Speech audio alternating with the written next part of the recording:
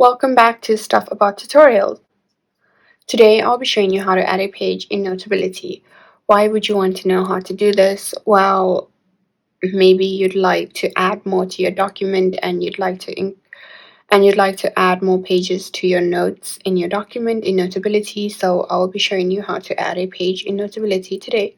Check out the video description as I'll try and leave written instructions there. So let's get started. I'm in my Notability notes. And what you're going to do is you're going to tap on this page icon here in the top right corner.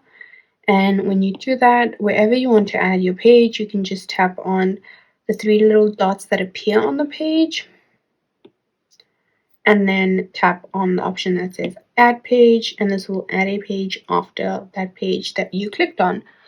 And that is essentially it, you guys. If you wanted to know how to add a page in Notability, this is the easiest way I know how. And if you know of another way, then leave a comment below and make sure to subscribe for more videos.